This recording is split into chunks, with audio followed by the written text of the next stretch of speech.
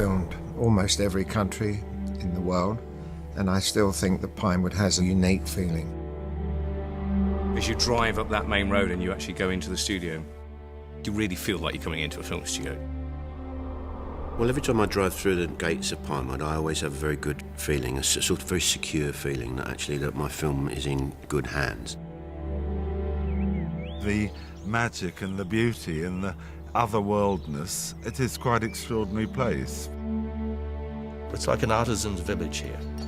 Tiny little huts with these incredibly brilliant boffins and technicians and goodness knows what else. It has big stages, it has small stages, it has good workshops and total understanding about filmmaking. We're not in front of the camera, we're behind the camera, but we want to show you what we can do. It's not the walls, it's the people. It's the people that are special. So anything you want done relevant to a film is all here. You just have to find the right hut.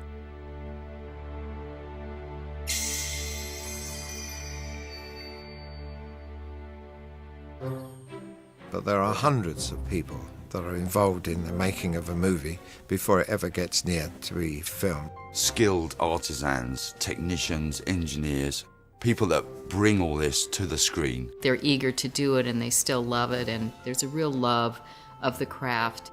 And it is their work that gives the quality to the finished product.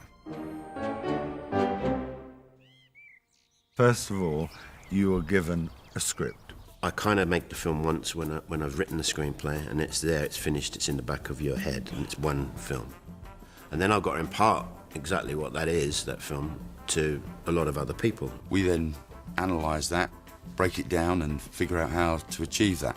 What he hopes is I go away and I bring something to the table.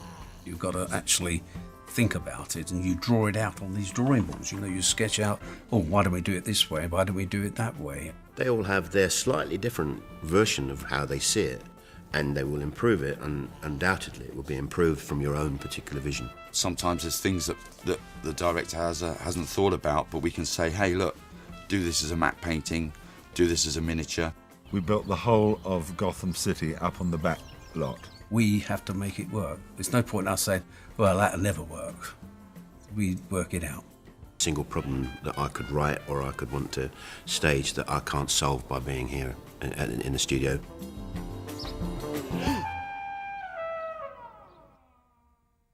As a principle, the more you collaborate with people, the better it becomes.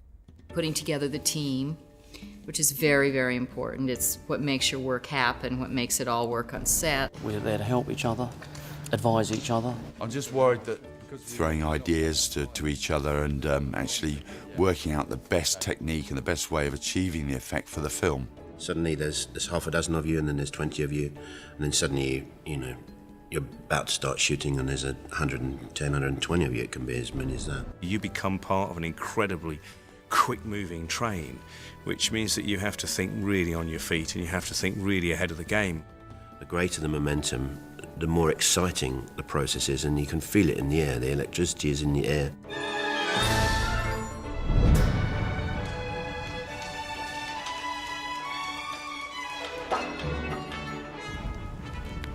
Right, here we are in the plasterer's shop.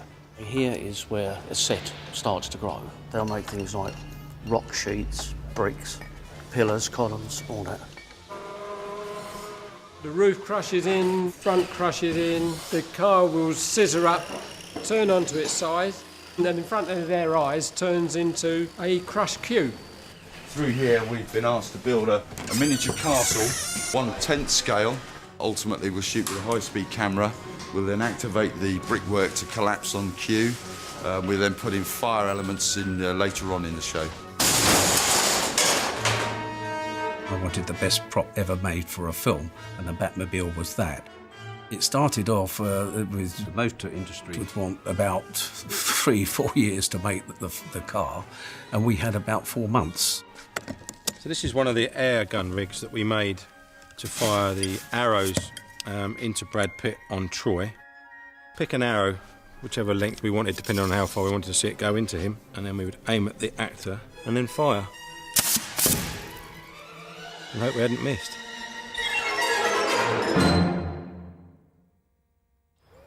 What seems easy on the page could well prove to be a living nightmare. In the script is about 2 lines saying 10,000 soldiers come over the hill. And you look at it and we haven't got 10,000 soldiers. One of the hardest sequences that we've had to do was the chocolate river and the chocolate waterfall and the candy cane boat and 56 rowing oars, all in one shot on Charlie and the Chocolate Factory.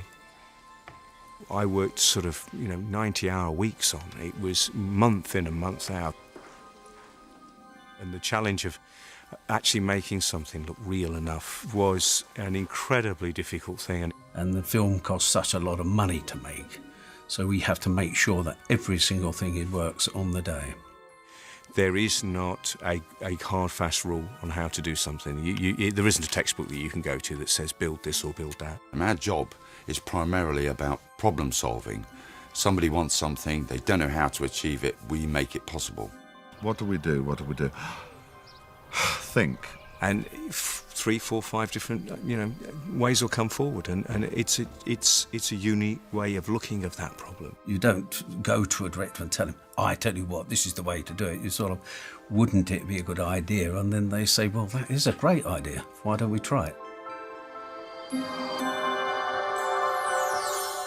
Things on the floor shooting a movie often change very, very quickly. Every director I've ever worked with has changed things more than once. And that will immediately change the goalpost of what you were trying to do. We never know what to expect. The first rule is have a plan B, and the second rule is, be able to not just vapor lock when something changes or something doesn't work. You've got to be adaptable or you better not be in the business.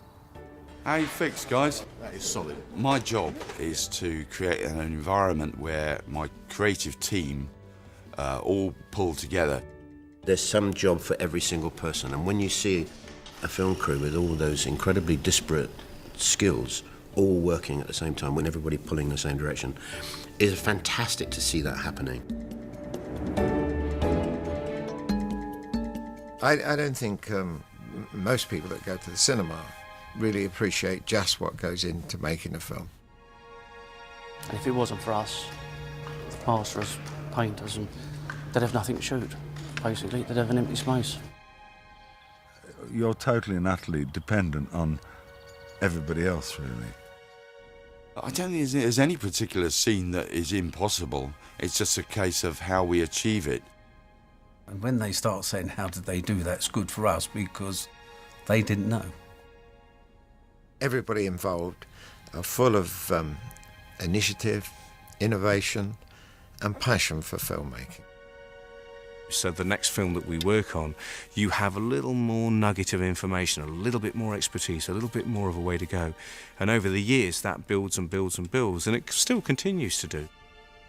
Everybody is in a position where they can contribute towards something that is in the final frame of the film that you see in the cinema, can sit back and say, I did a great job.